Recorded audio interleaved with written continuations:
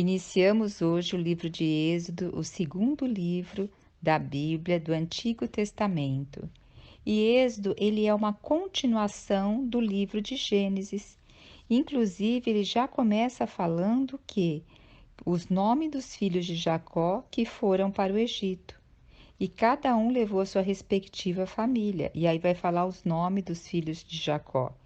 E também fala o quê? Que eles ultrapassavam o número de 70, porque José já estava no Egito, já com sua família, e aqui incluindo também a sua esposa, né? Que apesar de ser egípcia, agora ela, pelo casamento, ela fica na família de Jacó, de José.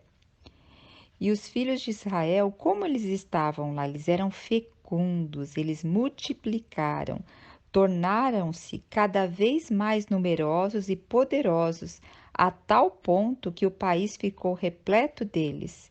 Olha só, lá em Gênesis, logo no início, o que o Senhor falou para o homem e para a mulher: multiplicai-vos, crescei-vos, sede fecundos, enchei a terra.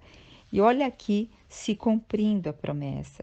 E também não falou para Abraão, Isaac, não falou para Jacó que a descendência deles seriam numerosas.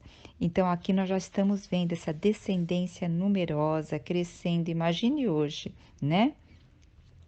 E aí eles estavam no Egito, estavam na terra de Gósen, estavam multiplicando, crescendo, tendo uma vida agradável, mas ali não era o lugar deles. Então o que ocorreu? Levantou-se um rei no Egito que já não conhecia mais a história de José e começou a ficar muito preocupada com o povo israelita ali, porque o povo se tornou numeroso e poderoso. Então, ele começou a pensar assim: "Pô, olha, se vier um inimigo a nós e esse povo se unir a esse inimigo, nós seremos derrotados. Então, vamos fazer algo para que a gente iniba o crescimento desse povo, porque assim eles vão acabar tomando posse de tudo." Então, o que que eles fizeram? Eles assim impuseram a Israel o que? Inspetores de obra, para tornar duro o serviço deles. E exigiam muito mais do que eles faziam antes. Porque inspetores de obras, a gente costuma falar também de capataz, né? E pois assim eles tinham que construir para Faraó cidades, armazéns, cidades celeiros, que a cidade até aqui no versículo fala de Pitom e Ramassés. Então o que que nós vemos aqui? Olha, eles estavam agora começando a ser o quê? Oprimidos no Egito. Eles tinham que fazer construções para celeiros, para armazéns. Então nós vemos duas coisas: opressão, algo que vem de fora e te pressiona. E quanto mais a opressão vem, o que acontecia aqui? Eles mais multiplicavam.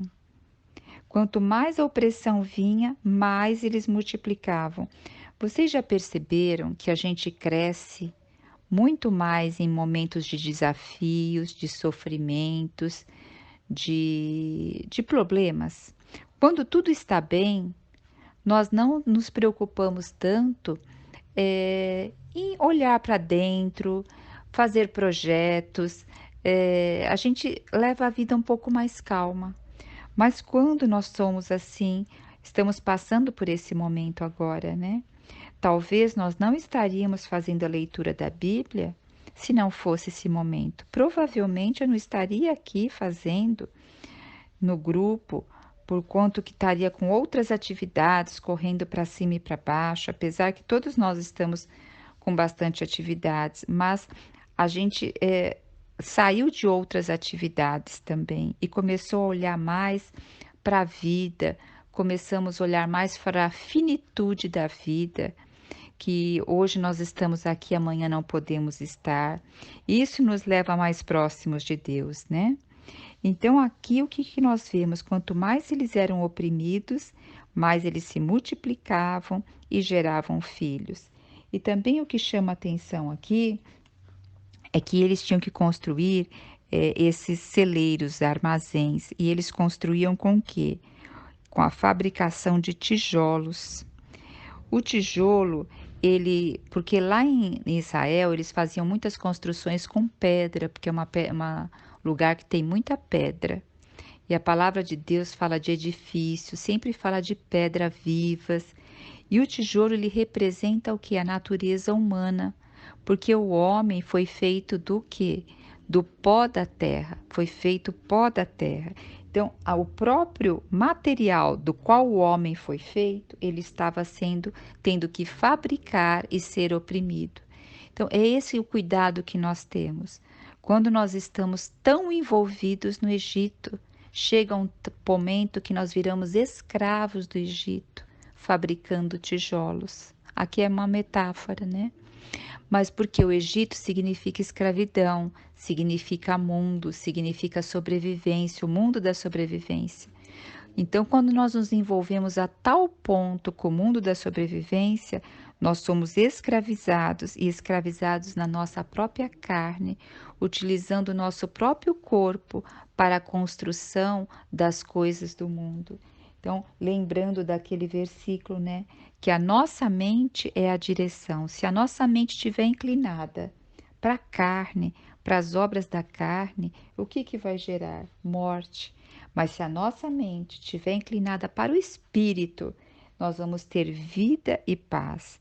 Então aqui nós estamos vendo o que eles oprimidos pelo próprio material, que é o tijolo, pelo próprio ser humano, para fazer armazéns, celeiros. O que significa esses armazéns? Eu estou não dependendo de Deus. Eu estou fazendo a provisão, guardando cereais, guardando o mantimento, guardando as coisas, porque eu tenho que me proteger. Então, também aqui significa um pouco de independência de Deus. Vamos então aqui dar continuidade. Aí o rei de lá, o que ele fez do Egito? Ele falou assim: esse povo continua crescendo, mesmo com duro trabalho, a gente fazendo de tudo para eles trabalharem, e eles ainda têm tempo aí de procriar. Então, o que nós vamos fazer? Chamou duas parteiras hebreias, da quais uma se chamava Sifrá e outra Puá. Interessante que aqui tem o nome das parteiras e não tem o nome do rei do Egito. A Bíblia dá muito significado quando ela dá nome. Isso significa que existe uma particularidade, existe uma bênção, existe uma boa referência quando se dá o nome. E para essas parteiras se dá o nome aqui. Alguns historiadores disseram que elas eram parteiras egípcias e depois elas receberam o nome de hebreus por elas serem favoráveis aos hebreus. Mas independente disso, o nome delas é citado aqui, Sifra ou Trapuá. E aí o rei a chamou e disse assim: olha, quando vocês forem fazer parto das mulheres hebreias, as que tiverem meninas, vocês deixam viver. Mas quando for menino, matai-o. Porque menina, elas poderiam ser escravas do Egito e elas também poderiam ser servas, né, do Egito, como elas também podiam fazer casamento com o povo egípcio. Então, a linhagem dessa menina se casando com o egípcio, quem seria a linhagem seria o egípcio e não uma hebreia, um hebreu, né? Mas o que aconteceu? As parteiras, porém, temeram a Deus e não fizeram o que o rei do Egito lhes havia mandado. Olha, nós devemos obedecer às autoridades, temer as autoridades, obedecer desde que elas não contrariem a ordenança de Deus. As autoridades, nós devemos realmente ser submissos a elas, mas lembrar que em primeira nossa submissão é a Deus. E aqui elas, o quê? Temeram a Deus e não fizeram o que o rei do Egito lhe havia mandado. Pelo contrário, deixaram que os meninos vivessem. E assim, pois, o rei chamou as parteiras e a interrogou-as. O que foi o que vocês fizestes? Vocês estão deixando os meninos viverem? Elas então falaram ao faraó: as mulheres hebreias, elas não são como a egípcia, são cheias de vigor, e antes que nós cheguemos, elas dão à luz. Então, não sabemos se isso tá a contento ou não, mas elas temeram a Deus e não fizeram o que Faraó falou. Isso que foi o importante. As parteiras eram tementes e ele foi benevolente para com elas. E o povo ia o quê? Cada vez tornando-se cada vez mais numeroso e ainda mais fortalecido. Olha, Faraó, ele poderia aqui ter ficado mesmo assim com ira delas e ter punido elas, mesmo com essa fala, mas o Senhor foi benevolente a elas. E as parteiras temeram a Deus e ele as abençoou, fazendo que também formassem suas famílias. Olha que bênção. Então, a todos os meninos que nasceram aos hebreus, agora nós vamos ver o quê? Que depois, certo dia, Faraó lá ficou pensando: bom, isso não deu certo com as parteiras, né? E agora? Aí, certo dia, entretanto, ele teve uma ideia e ordenou o Faraó a todo o povo: a todos os meninos que nascerem aos hebreus, lançarei no Nilo, mas a todas as meninas deixai viver. Então aqui ele foi realmente para fazer o quê? Para matar as crianças. O Nilo era um rio onde se fazia também oferendas, e tinha essa uma parte do rio Nilo também que tinha crocodilos.